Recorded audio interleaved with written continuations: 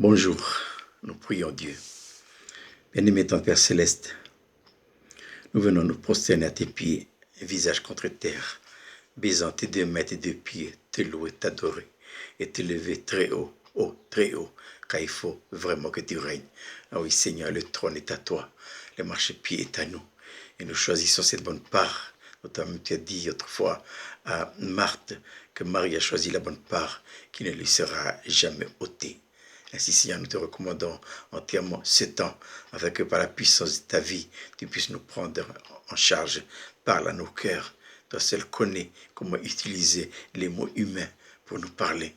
Réponds à nos attentes, ô notre Dieu, et nous te louons, nous te bénissons en ton nom précieux, Seigneur Jésus. Amen. Romains chapitre 3. L'apôtre Paul dit ceci: mais maintenant, sans la loi, est manifestée la justice de Dieu, à laquelle rend témoignage la loi et les prophètes. Justice de Dieu par la foi en Jésus-Christ. Pour tous ceux qui croient, il n'y a point de distinction. Car tous sont péchés et sont privés de la gloire de Dieu. Et ils sont tous gratuitement justifiés par sa grâce, par le moyen de la rédemption qui est en Jésus-Christ. À la croix de Golgotha, Jésus a accompli toute notre rédemption. Et nous savons que Christ est venu dans l'incarnation. Il s'est substitué à nous. Il a pris sur lui tout le poids de nos iniquités. Et à la croix, il a réglé notre dette. Nous avons une dette envers le Père. Et c'est à la croix de Golgotha que le Seigneur Jésus-Christ nous a complètement acquittés. La dette est réglée. Maintenant, à la croix de Golgotha, c'était la fin. C'est la fin de toute une histoire. Et j'aimerais souligner avec vous cette parole. À la croix de Golgotha, Jésus a prononcé cette parole. Cette parole qui resteront à jamais gravées dans l'histoire de l'humanité. La première, le Seigneur Jésus a dit ceci: Eli, Eli, lama sabachthani, c'est-à-dire, mon Dieu, pourquoi m'as-tu abandonné? À cet instant précis, le Seigneur Jésus-Christ, il a poussé loin, très loin, si bien que le Père l'a abandonné. Son esprit, il a, à un moment précis, eh bien, l'esprit de Jésus-Christ il y a une interruption. À la croix de Golgotha et dans la rédemption, Jésus doit racheter notre corps. Son corps a souffert. Il doit racheter notre âme qui a péché. Il doit également racheter notre esprit, parce qu'à cause du péché, le contact est coupé. Et Jésus, il était loin, si bien qu'à la croix de Golgotha, il a racheté notre esprit aussi. Il a dit, c'est le premier cri: Eli, Eli, lama sabachthani, mon Dieu, pourquoi m'as-tu abandonné? Et le deuxième cri, il voyait là les femmes qui pleuraient. Jésus leur dit: filles de Jérusalem, ne pleurez pas sur moi, mais pleurez sur vous et sur vos enfants. Ça, c'est le deuxième cri. Et le troisième cri, Jésus a dit ceci, parce que la souffrance est grande. On l'humiliait, on lui crachait dessus, on lui lançait tous les injures. Ah, le Seigneur a dit ceci: Père, pardonne-leur, car ils ne savent ce qu'ils font. Qu'est-ce que la douceur? La douceur, c'est l'absence de justification et de défense personnelle.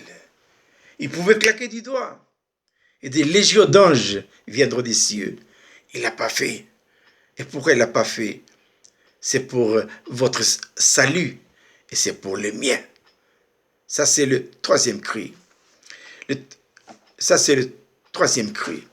Et le quatrième cri, eh bien, deux brigands sont avec lui, l'un à la droite et l'autre à la gauche. Et l'un des deux brigands dit, mais écoute, fais quelque chose.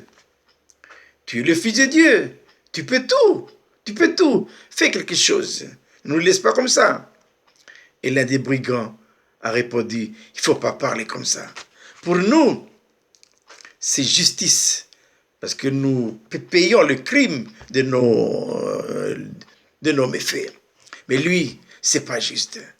Alors, se retournant vers Jésus, il lui a dit, souviens-toi de moi quand tu seras sur ton règne. Et qu'est-ce que le Seigneur Jésus-Christ a répondu? Jésus lui répondit, je te le dis, en vérité, aujourd'hui même, tu seras avec moi dans le paradis. Eh bien, ces brigands-là, on le verra. On le verra si nous sommes réellement passés par la nouvelle naissance. Il est né de nouveau, lui, quand, à l'ultime seconde, avant de rendre l'âme. C'est quoi la nouvelle naissance? C'est l'acceptation d'une nouvelle vie. Voilà. Jean dit à tous ceux qui l'ont cru, à ceux qui l'ont reçu, il a donné le pouvoir de devenir enfants de Dieu. Cinquième cri, Jésus a dit, j'ai soif. Il a soif. Dieu a tellement soif de nous qu'il a donné son Fils unique, Jésus-Christ, à la croix de Golgotha. Est-ce que nous avons soif de lui? Jésus a soif de nous, mais nous aussi. Que le Seigneur crée en nous la faim, la soif.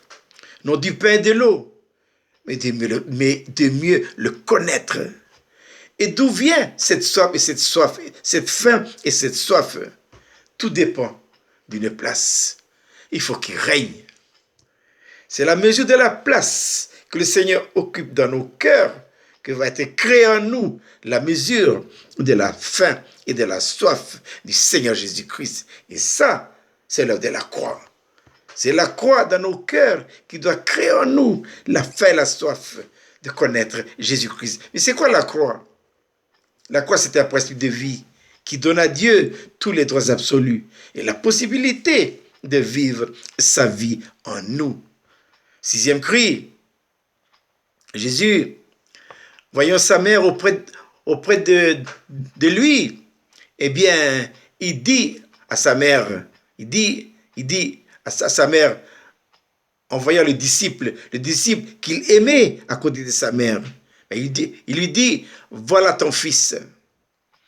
Et il dit à sa mère, il dit à son fils, il dit au disciple, voilà ta mère. Voilà. Et le septième cri, Jésus a dit ceci, tout est accompli. Et il rendit l'esprit. Tout est accompli. En effet, oui, toute l'œuvre de la rédemption a été complètement accomplie par le Seigneur Jésus-Christ. Tout est accompli. Ça veut dire quoi? Ça veut dire que toutes les pertes d'Éden ont été entièrement retrouvées. Ah oui, c'est vrai que si Satan a triomphé, mais il est vrai aussi que le Seigneur Jésus-Christ, il a quoi? Eh bien, il domine. Il domine, chers enfants. Donc, nous maintenant, puisque la dette a été acquittée, comment Dieu nous voit-il maintenant? Au travers de la rédemption, le Père nous voit en Christ, juste, parfait, saint, irréprochable, sans tache, ni ride, ni rien de semblable. Mais je souligne, en Christ. C'est pourquoi l'apôtre Paul, dans sa lettre aux Romains chapitre 8, il dit ceci, il n'y a donc plus maintenant aucune condamnation pour ceux qui sont en Jésus-Christ. Et Paul dit dans sa lettre aux Colossiens, rendez grâce à Dieu. Remercions-le de tout notre cœur. Et pourquoi? Eh bien, parce qu'il nous a rendus capables d'avoir part à l'héritage des saints dans la lumière. Jésus dit, sans moi, vous ne pouvez rien faire. À cause de sa mort, de son ensevelissement, de sa résurrection, de son ascension et de sa glorification, il nous a rendus capables. On peut maintenant. Tout est possible à celui qui croit. Rendons grâce à Dieu, comme dit Paul, parce qu'il nous a délivrés de la puissance des ténèbres. Jésus dit, si dans le Fils vous affranchit, vous serez réellement libre. On ne peut pas imaginer à quel point nous sommes esclaves de la vie naturelle. Et derrière cette vie naturelle, il y a les diables qui poussent, qui poussent, qui poussent, qui poussent. Rendez grâce à Dieu. Remercions-le de tout notre cœur parce qu'il nous a délivrés à la croix de Golgotha de la puissance des ténèbres et il nous a transportés dans le royaume de son amour. Voilà. Rendez grâce à Dieu pour deux choses aussi. Un, Jésus, il est le grand vainqueur du calvaire. Et sa victoire garantit notre propre victoire. Et deux, à la croix de Golgotha, le Seigneur Jésus-Christ a écrasé, humilié, dominé, détruit, dépouillé et exposé à la honte éternelle Satan, la mort, le péché et tous les royaumes. Voilà. Oh, j'aime ce cantique. C'est avec ça que je vais terminer. Et qui dit ceci. Dans la misère et l'ignorance, nous nous débattions sans espoir. L'amoureux cœur, l'âme en souffrance, quand à nos yeux, il se fit voir. Il nous apporta la lumière, la victoire et la liberté. L'ennemi mordit la poussière et pour toujours, Satan fut dompté. Vers l'avenir, marchons sans crainte et sans souci du lendemain. Pas à pas, nos pieds dans l'empreinte de ses pieds sur son chemin. Et enfin, le refrain qui dit ceci. Chantons, chantons d'un cœur joyeux. Le grand amour du Rédempteur qui vint à nous du haut des cieux et nous sauva du destructeur. Amen. Alléluia. En Christ, nous sommes plus que vainqueurs. Tout est accompli. Quand une dette est acquitté, eh bien, c'est fini. On ne revient plus là-dessus.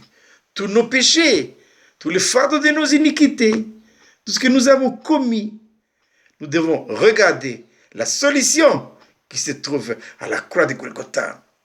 À la croix de Golgotha, le Seigneur Jésus-Christ, il a tourné une page. Il est le dernier Adam.